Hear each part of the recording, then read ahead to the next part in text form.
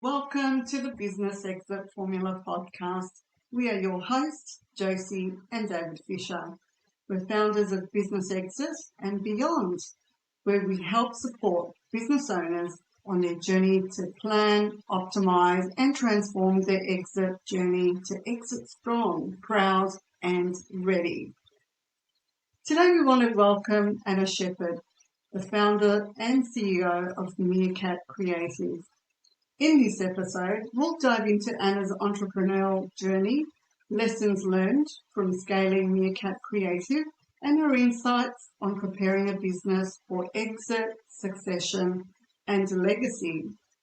Whether you're thinking about your own exit or just want to run a better business, you'll get practical wisdom you can use right away. Let's get started. So over to you, David and Anna.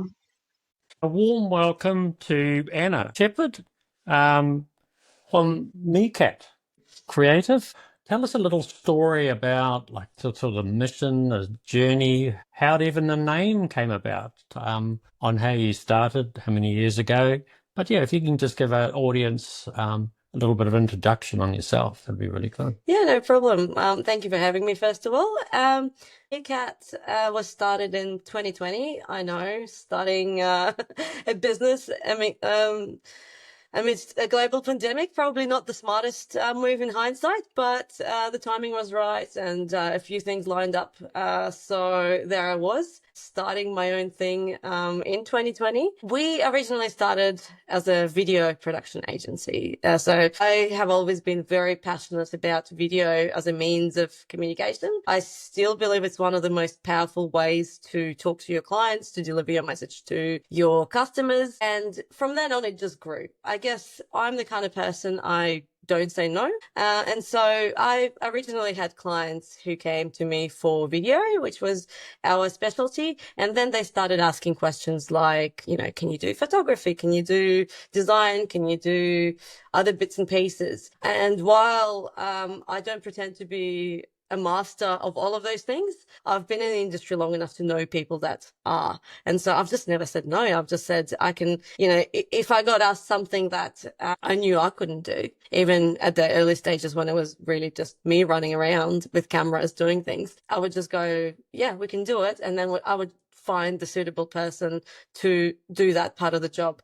And literally that's how we grew. And within probably about 12 months from me starting by myself, running around with cameras, chasing cars and caravans and doing all that adventure style content, we grew into a full scale media production agency that does everything end to end that involves, media broadcasting, media, photography, all of your advertising media, as well as actually liaison with the media as well. And of course, video has always stayed at the forefront of what we do. That's still our core. And let's face it, video is still one of the most important things that clients need in terms of their digital presence, in terms of, appearing legitimate and appearing interesting online. So it's always going to be our core product, our core service. But yeah, we do it all now. So how do you feel before you were standing behind the camera?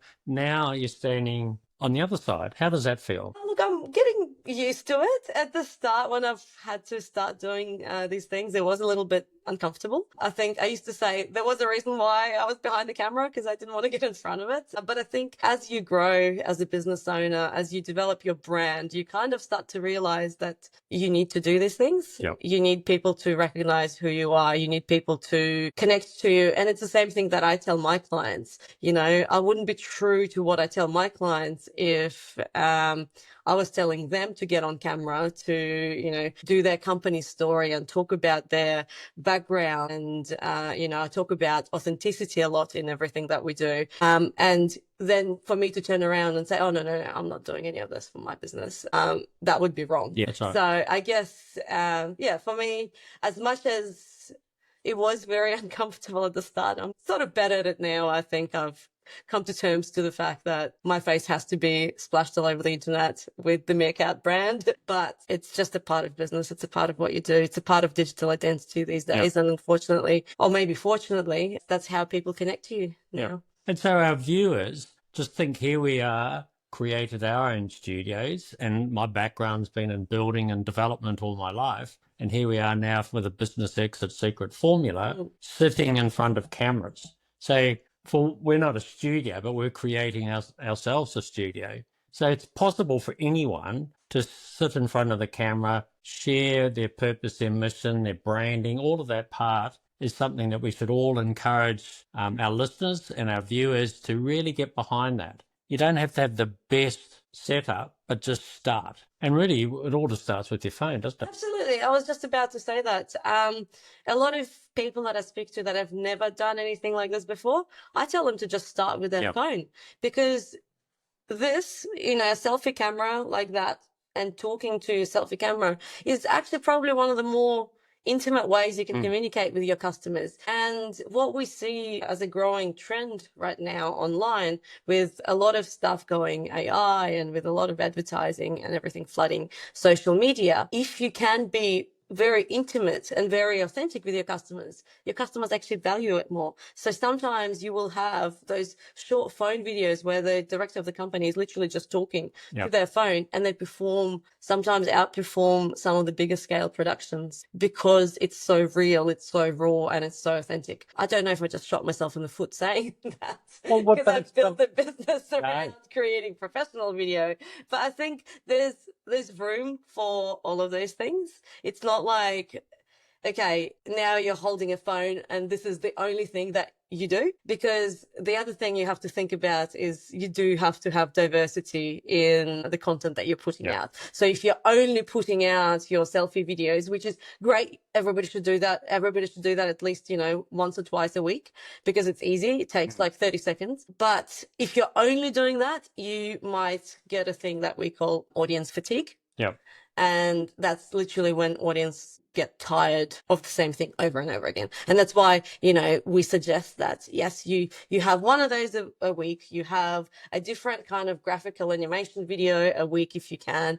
You do a post with some photos. You give people variety, and that keeps them engaged. Whereas if you keep on doing this, video is always going to be your most engaging post of the lot. But if you do a variety of posts every single week, most of them are going to perform quite well. The ones that don't, just don't do that again, I suppose. Well, it's a bit like the days of, people would come home and then they'd read the paper. Yeah, right? That's right. And how many papers get sold today? I don't know the numbers by any means, but not a lot.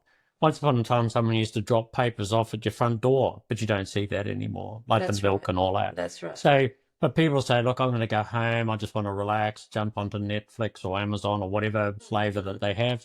So they watch something, don't they? Yeah, that's so right. It's kind of the same type of situation where people, we could probably say their attention span, but a little bit lazy, just want to sit back.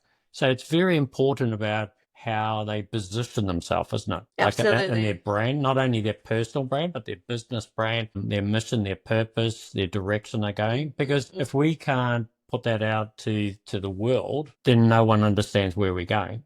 And then they don't want to join that journey, do they? Yeah. So they might watch a movie, for example, because they're looking at, a romantic love scene at the very last minute type of situation. So they watch that.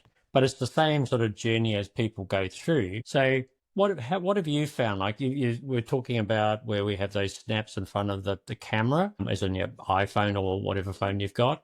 And then the other ones where you got your studio. Explain a little bit to our audience what they could do with like more of a studio presentation. Like, for example, they want to sell their business. They want to present it. So it's like a house. They need to polish it up. What could you help our audience in that, where they could sort of present to the audience as in a buyer? And even before that, they have to think that they're presenting to someone that mightn't even be considering buying, but they go, I like what your business is. What sort of recommendations would you sort of give, or suggestions for our audience? Yeah, cool. Really, really good question. And it's something that people ask me a lot, actually. I really like how you drew that line between selling a business and real estate, because that's actually a reference I like to use quite a lot. And what I say is that when you're trying to sell a house, any real estate agent will tell you to put a lick of paint on the walls to sort of spruce it up a little bit so that it looks ready for sale. Well, it's the same thing when you're trying to sell a business, yeah? There's a few things that you can do to make it look visually more appealing. And in a business sense, I think a lot of it has to be now in a digital sense. So obviously making sure that your website looks good, that there's updated information on your website, that, you know, a lot of businesses go towards having blogs on their website now. So make sure that your blog is not from, you know, 2015, and that's the latest one. So just making sure that you have consistent content going out to your customers and you have some engagement with your customers and people can see that you have engagement with your customers. Same thing goes for socials. Like you've got to make sure that, you know, for at least, I would like to say 6 months, but a minimum of 3 months, you have consistent posting going out, you've got some updates, you've got, you know, customers commenting on what you're posting about, you've got some fresh photos, some fresh videos of your business, and it's real stuff. It's your business. It's not, you know, something that you bought, like an image that's been used by 2,000 other people, you know, the corporate stock images. So make sure that it's your business, it's your real authentic content that's been pushed out on your socials, on your website consistently for the last, like I said, I would like to say at least 6 months, but a minimum of 3 months where we can actually see some engagement, because then it becomes part of the documentation you can pass on to the buyer when they're looking at your business, and you can show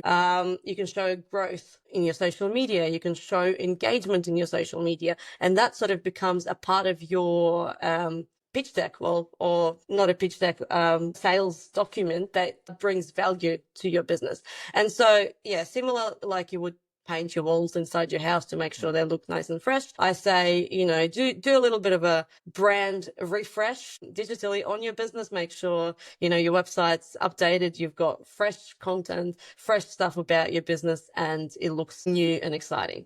Well, another part, you're just saying like you could use it like a pitch deck, right? Yeah. So you think we have a lot of buyers, and so they look through a whole lot of businesses. So working on the pitch deck, I think that's a great idea for our audience. If we did a pitch deck that on your business, then those buyers can go yes or no straight away. So if you're shining out from the crowd, you could look really polished that instantly they can watch what you do, and they can watch it in half an hour, 20 minutes, that type of stuff? Well, look, not even. I don't think any buyer is going to look at your business for half an hour when they're first looking at it. Think about it, you know, again, real estate example, you're just looking to buy a house, yeah? And you're scrolling through stuff, and you're not really wasting half an hour per house. No. So it really, it's that first glance that makes it look glossy. And then you might do some digging into that particular property or into that particular business, but it's really getting people straight away and making sure that they actually want to click more information. They want to find out more details. But what I'm talking about with a pitch deck is the same thing, you know, when you're doing the real estate research, you go in and you request more information. I think, you know, in Victoria, we call it Section 32. In Queensland, it's called something different. I don't remember, but it's basically, it's that pack that you get that gives you more information, and you got to make sure that that's also ready to go for your business. It's, you know, it's there, and when you send it to the potential buyer, it looks impressive. Yeah. So sort of moving forward with that, the first thing that most of our buyers are looking at, they're just looking at the numbers. Yeah. They go, right, what's this, what's that? And unfortunately, 80% of businesses don't sell. Yeah. Why is that? There's only 10% that are ready to sell today. Well, they don't look appealing. That's why they don't sell. Exactly. And so there's a lot of emphasis that is working on the concept of the business owner's not ready. But if someone doesn't know what's inside the business, they've got no idea. And a lot of that is that I think even the business owner really doesn't understand in a funny way themselves. So how could we really open up possibilities? Because really you're just selling a concept. Everything is of the past, what you've generated. And yes, we could talk about AI and all of those sorts of things. And we are going to have to adapt to that and utilize those tools. But the same thing, they still want that personal side. But obviously I would believe that a lot of those business owners probably don't want to stand in front of the camera while they could use AI, but obviously it's going to be a bit more personal, but it could be a combination of the both. Do you think? I think so. Look, I think it has to be a combination of the both. I learned a really cool term yesterday. Yes. I went to a business event and they call it Yeah. the AI sandwich. Have you heard that, David? No. So Tell the audience about this the AI sandwich. sandwich is human, AI, human. Yes. So, and basically, and that's a very good working model for how to use AI in your business. And I loved it. Instantly, I knew exactly what it was talking about because this is something I've been telling my clients for the last couple of years that we've been using AI. So what you do is originally you have a human that generates a prompt for AI to do something. Then you have AI doing that task, but you can't stop there. As humans, we're very good at recognizing content that's not authentic. So you have to have that last bit of human that then gets the AI ideas and humanizes it and has that input. That's the last input that turns it back into human. So in that kind of model, you're using AI as a tool Yes. to speed up processes, to give you ideas, to generate a whole bunch of content in a lot faster time frame that you would as a human. But then you have to have that last human element if you want to look authentic, if you want to look attractive to other humans, because humans buy from humans. We don't buy from robots and logos and flashy things on the internet. We like to connect with humans and we buy from real people. So this is where I really, really like that term, and I hope your audience do as well. But yeah, think of it as an AI sandwich. Well, I love the concept of the AI sandwich. I think because so many people feel like they're getting left behind. And if they're still part of the sandwich, or they've got where they can have other people to help them on that journey, they're still going to be part of it.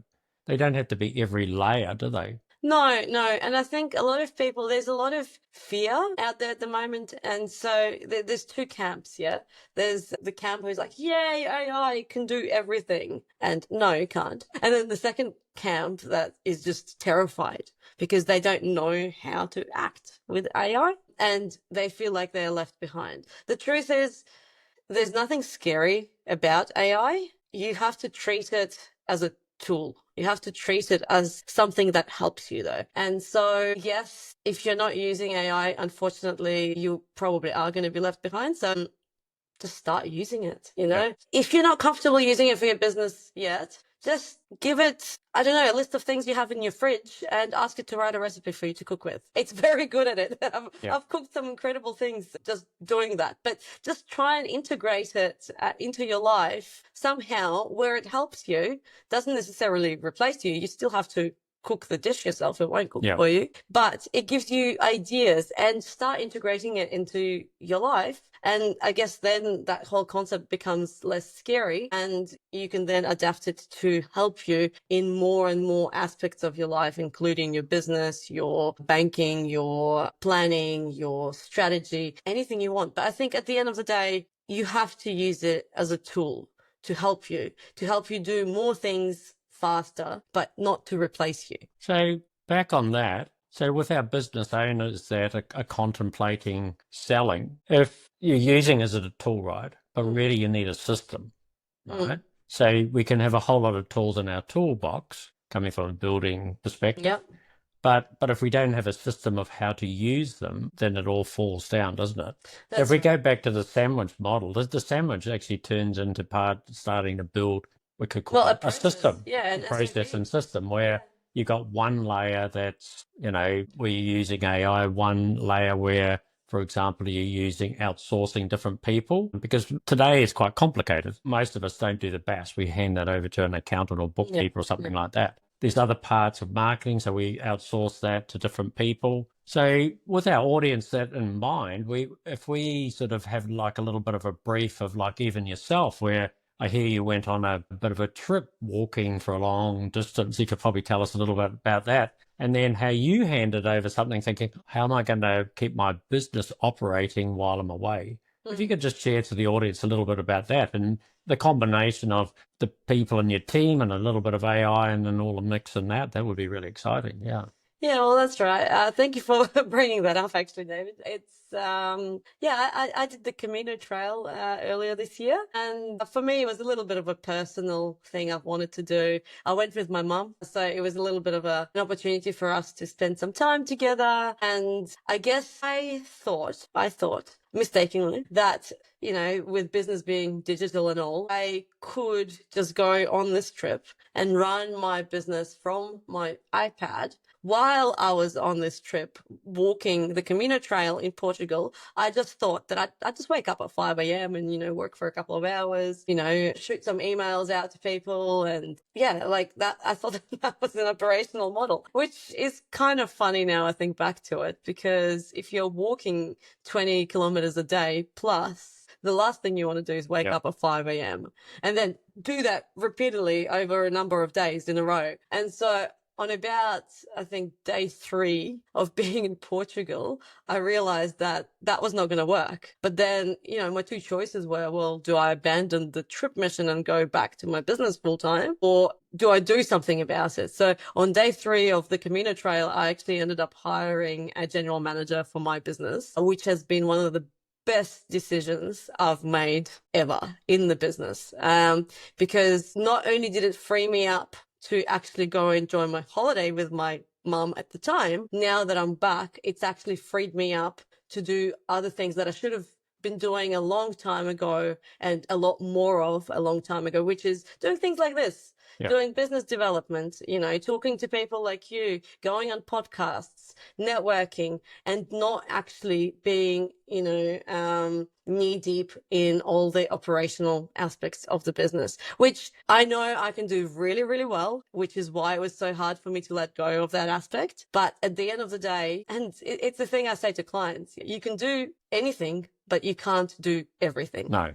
And that's one of the biggest challenges we have, because we'll say to someone, could you go off to Europe for 4 weeks? That's our first question. And I go, no, we couldn't even go away for a week. And it's like, okay, so you, in that concept, everything is totally dependent on you. So do you have any time to grow your business? Do you have a business to actually sell? You have a job. You have a job. That's all you have is a job, because you walk out the door, unless you sell yourself, you walk out the door and it's all over, isn't it? So that's, isn't that interesting? But now, do you, like you're saying, there's just different parts of what you're discovering now. So when you went on the trip, you probably discovered a little bit more about, say, your purpose and your mission of things. You've looked at things from a slightly different perspective even. Would that be? Yeah, absolutely. And I think, a lot of people do Camino trails for different reasons, right? Some people seek some divine enlightenment. Some people seek clarity. Some people seek, I don't know, just getting away and being with your thoughts for a certain period of time. I think the thing with the Camino that people talk about, and what it means is that Camino provides what you need at that moment in time. I didn't go on that trip on the Camino Trail to seek some divine enlightenment or anything revolutionary to come to my life. I actually went on that trip to clear my head. Right. Okay. And that's exactly what happened. Yep. It's exactly what happened. Because I feel like, running a business, going into, the 5th year of the business, we're scaling, we're growing, there's so much going on. We're developing new packages, new products. We're adapting to the world of technology. We have to start recording that camera again. It just stopped though. There you go. So, you have to adapt to the world of technology, what's going on with AI.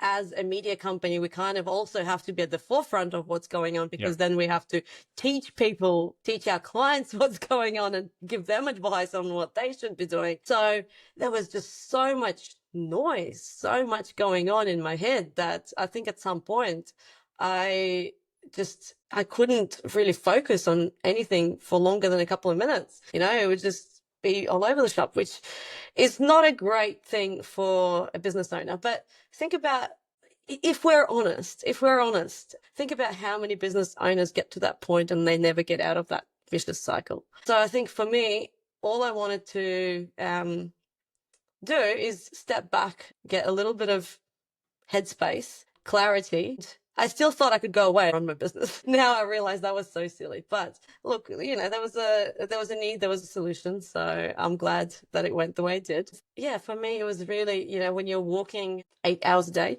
and you're going up and down, and it's very beautiful. It's very rewarding. It's not just, you're just walking in hardship. It's a beautiful part of the world.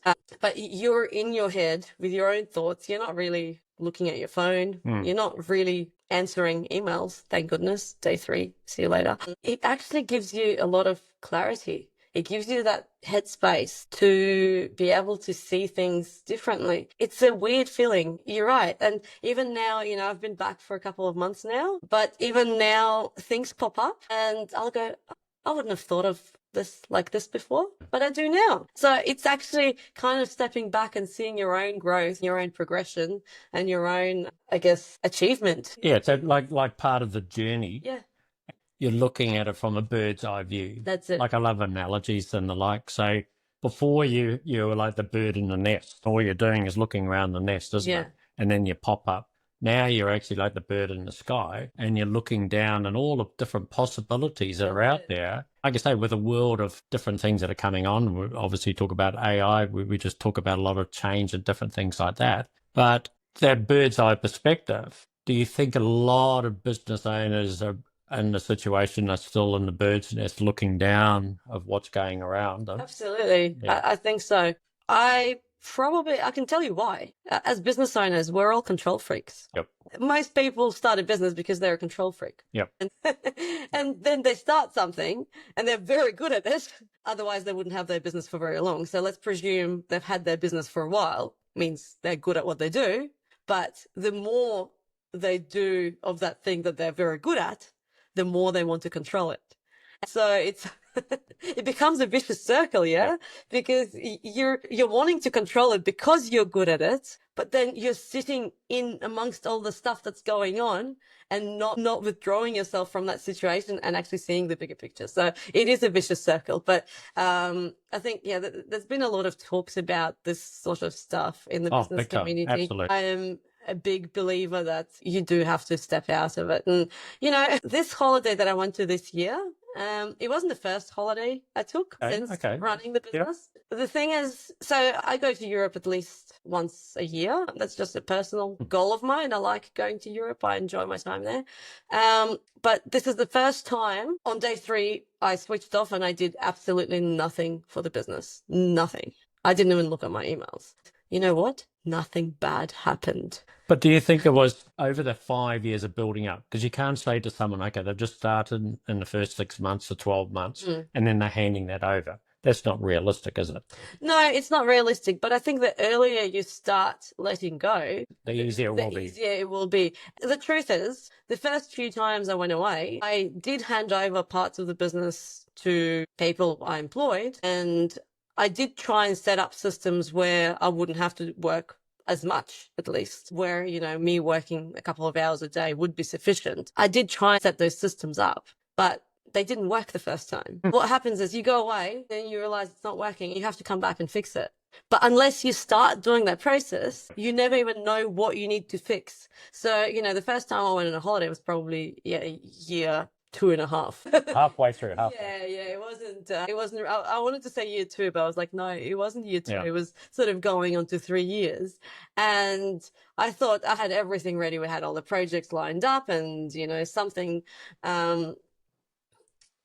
that, we had in the schedule, everything was allocated. All the photographers were booked. Everything was going to be fine. And I was literally going away for 10 days. It wasn't a big holiday. It was just going away for 10 days. A little tester. A bit of a, just dip your toes in the water, see if you can actually be on the beach for a bit and not, But you didn't really relax for that 10 days, did you? I couldn't, because on day 3 stuff started happening. And while I set every project up from an operational perspective, had everything planned, I didn't plan for the change of plans. Change of plans was that I think we had one videographer fall sick, so we couldn't, we had to look for a replacement. Then a client came back with more feedback on an edit, on like a big project edit that we were doing, which we didn't anticipate. So we needed someone to make the decision to invest more editing hours into things. So I set everything up before going away, thinking that everything was just going to go to plan. Yes. But I didn't put someone in place to take charge Right. for the times when things didn't go to plan. So on day 3 of me being overseas, things actually just started falling apart. But this is where you kind of have to take ownership. You can't just go, oh, well, damn, how dare that person get sick? You have to go, okay, actually, I stuffed up. I stuffed up by thinking that everything was just going to go to plan. It was a good plan, but things happened. I was the one who was responsible for not actually foreseeing something going wrong, for not briefing someone or having a person there that was knowledgeable enough about our work, knowledgeable enough about the projects we had going on to be able to make those decisions and adjust those plans. Because at that point in my business, that was me. I was doing everything from an operational perspective. I was making all the decisions. I couldn't let go. I guess, you know, you live, you learn. I didn't really have a relaxing holiday that time. I still got to enjoy some of it. It was. So when you came back from that holiday after, we'll say, some challenges and disasters and all the rest of it, like a lot of business owners, they stay exactly the same. Did you do anything different at that point, or did you continue on? No, I started handing over some of my operational tasks. So that it was the pain of that you had to go through. So that's the thing. So just think of that, the pain that you have to go through first. Don't think you're the only one out there that's going through the pain. Like what Anna's going through, like what we've all gone through in different stages. You're not the only one. Just join the thing. But today you can really understand the pain, and then as we go through this interview, you can see that the magic that's coming out. See, do you feel that shift where it was like, I had some pain, I had no one in place, but now we're going to go through what did you do next? Well, and like I said, I didn't hire an operational GM straight away. No. But I started actually teaching a lot of my staff to know what to do in those situations so that I didn't have to be there to make those quick decisions. Like things like if we have to swap a videographer out, okay, let's create a standard operational procedure. Let's have a list of our 20 videographers that we use as contractors. Let's order them in order of preference. Let's have that list available to all of our staff members. And when things go wrong, they just go, oh, okay, well, John's sick. So who's the next down the list? Let's see if Scott's available. That's it. But I didn't have that before. Yeah. I think the important thing is, it doesn't really matter which role you're doing in your business. You're never going to know what you haven't accounted for until you do go away and things start to fall apart. And when things start to fall apart, and I think, you know, my business mentor was saying that to me, and I was like, no, but I've set everything right. I'm a control freak, there's a there's a contingency for the contingency, but no, things start falling apart because human factor. But until you go away and experience that, and it's normal when that happens, you just have to go, oh, you know, treat it as something exciting. It's like, oh, that's the problem I haven't thought of. Cool, how do we fix that? And you go through that process a few times. And then you can go away, hike the Camino, and not look at your emails for 3 weeks. And so the lesson here, everyone, is that you have to have what? And then put things in place to solve those problems. So it's just a journey. We have to push that barrier through a little bit, that we have a problem, then we put a solution. None of us start with a blueprint and off we go. That solution can't be, oh no, I'm never going away again. Well said.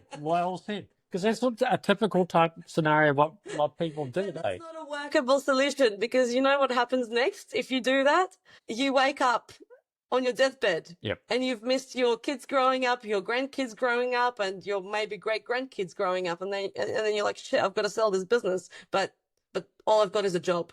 Well, unfortunately, we've got clients that are like 76 years old, and they're struggling. Yeah. They're really struggling to the point where they've just run out of energy. In some cases, it's down to just selling their property. There's nothing left in the tank. And unfortunately, today, there's so many like that. A great point where it's like the solution is not to go on holiday. Love that. So just remember that, because most people go, no, it's all too hard. It's all too hard. It's easier for me to just do everything. It is for a little while, but then you miss out on all the other stuff. Yep. So remember when you first started your business, you wanted that freedom? Yeah. Well, tell us about that. What do you think of that freedom now? You've actually, since you're back in the last 2 months, isn't it? How do you find your freedom now to when you first went on the trip? Then obviously in day 3, we know what happened. You handed it over. Now you've come back. Where do you see yourself in the freedom? We'll say 1 out of 10. 10 being the optimum freedom and 1 being tied to the business. I'd say I sit at about an 8, Okay. which is a very happy number for me at this point in my life. Yeah. But I also see freedom slightly differently from a lot of people, yeah. I actually align freedom with taking responsibility. Yep. Because to me, if I take responsibility for everything that happens in my life and, if it goes wrong, well, I'm the one responsible. If it goes well, I'm the one responsible. Then there's no one else to blame. And when there's no one else to blame, that's the ultimate freedom, because you can affect everything that happens in your life when you take responsibility. Absolutely. When you look at responsibility, we can't control what's going on, for example, like in America or whatever. Yeah. We have to take responsibility for our world, don't we? We should be open to the rest of the world.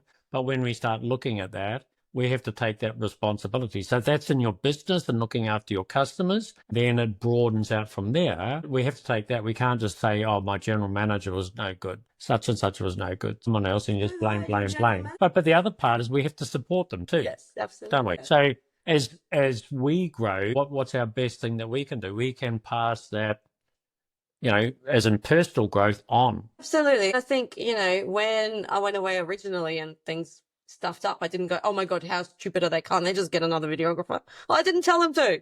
I didn't tell them that they could. I didn't give them the list of people. So it was ultimately my fault for not actually seeing ahead and going, oh, this might happen. Well, then you accept that responsibility, you fix that problem and you move on. But you can't get angry at your staff because they didn't do something you didn't tell them to do. So I think it's really about, it's a learning curve for everybody. Look, I've never owned a business until this one, and I'm still working shit out. I don't know everything. I really don't. But the things that have worked for me, I'm quite proud of. If I make mistakes, I just kind of go, okay, well, this was a stupid idea, wasn't it? How do we not do this again? Yeah. But it's interesting. Like I first started business in 1987, a long time ago, right? Yeah. But all of us, if we're not learning, then we're basically just drying up and dying, aren't we? That's it. And we have to pivot and do what we do. Yeah. But just to wrap this up, this podcast, the business exit secret formula, what would be like just that last little snippet? I really like the part where that sort of a control freak and how just probably in about 2 steps, because we don't want it complicated, of how, even though you've told the story, but what would be the first step would be really good for someone that's typically always just control. Then they stopped. They went on holiday. They fell apart. Then they tried it again and they fell apart. And they said, right, this is it. I'm not going to do it anymore. I'm 60 years old and I still can't let go. What would you say to that 60-year-old? I think, well, hopefully I get to talk to this 60-year-old when they're not 60, but they're like 45, 50. Okay, yes. Hopefully. Also 60, what I would say, it really has to be a mental shift, and maybe a mental shift around being excited to find problems. So not necessarily dreading something bad happening, but actually being excited around creating your business and creating your systems within your business, and then being excited to find problems, because once you find them, you know what's wrong, you can fix it. And really channeling that control freak energy towards that, rather than going, oh, no, everything went wrong, I'm just going to go back to doing everything myself because I'm the best at it. Of course you are, but then you're also the only one who is the best at it. Then you then become the business and you can never leave, and it's a trap. But if you focus that control freak energy into actually finding problems in your business, letting go, not letting go completely where like the whole thing just falls apart and you do nothing about it. No control freak would let that happen anyway. Letting go to the point where you can see where those, points are, where those pain points are, and fixing them before they become a larger problem. Then stepping back again, seeing how it goes, something fucks up again. Yep. Excuse my French. You're like, oh, cool. You do that process until you get to the point where you step back and you're like, it's working. Then you can do your own business, start another business, because no business owner is going to like just sit back and do nothing. That's just not possible. No, that's the problem as well. Like when you go and start looking at the world of business owners, when they sort of lose their purpose in that world of what are they going to do next. So that's why obviously the business exit and beyond is such an important part, isn't it? It is. But I think as business owners, we're very impatient and we also get bored easily. So I think actually having that ability of building a business and then perfecting it to the point of where it's no longer a job, but it's an asset that you can choose to sell, you can choose to keep it and let it generate you more money. And then as a person who has that entrepreneurial spirit to go and build things, you can go on and build other things. You can go build another one of your businesses somewhere else. That's where the freedom comes in, I think. It's really not about being free, as in not having to go to work or not having to do anything, but actually taking responsibility for your actions, taking responsibility for what you've created. As a result, having choices in terms of what your next actions look like. Yeah, so the next chapter. Yeah, as much as you've implemented, if people put as much effort into the exit and even in that process of exit, thinking a long time ahead, then they've already got, whether it's to do with their travel, or whether it's to do with the likes of another business, like you suggested, a whole group of businesses, masterminds, all of that type of thing. It's like you were saying, when I used the example of 60-year-old, you're saying, I'd like to talk to the 45-year-old. Starting to think like that already. Yeah, that's right. So I don't mean like 45-year-old and then they're selling their business in 2 years' time. No. I want to talk to the 45-year-old that then becomes the 60-year-old that sells the business. Yep. But in those 15 years, they've adapted, changed, and, perfected that business to the point where they actually do have that choice when they're 60. They can keep it and just have it as a side asset that generates them income. They can sell it, make money on the exit, or they can choose to be on the board of directors and still run the business, but that's a choice. So thanks, Anna, for your time. And I hope the audience really enjoyed it, because there was a lot of magic in there. So just remember, business exit secret formula and all of those little nuggets that we had today. Thank you very much. No worries. Thank you for having me. Anna, thank you so much for sharing your story, your expertise, and some really valuable insights with our listeners today. For those who want to learn more about Anna at Meerkat Creative, we'll include links in the show notes. If you're a business owner looking to exit strong, proud, and ready, don't forget to download our free Business Exits and Beyond Journey ebook, or join our next workshop that takes place the first Wednesday of every month at 7 p.m. There'll be a Zoom link below. Or if you're in Queensland, in Brisbane, please join us in person at the Casbah at Ovalo Hotel in Fortitude Valley, Brisbane. Look, thanks for tuning into the Business Exit Formula podcast. If you enjoyed this episode, please subscribe, leave a review, and share it with your network. Join us next time for more practical strategies on building a business ready for anything. Until next time, exit strong, exit proud, and exit ready. See you soon.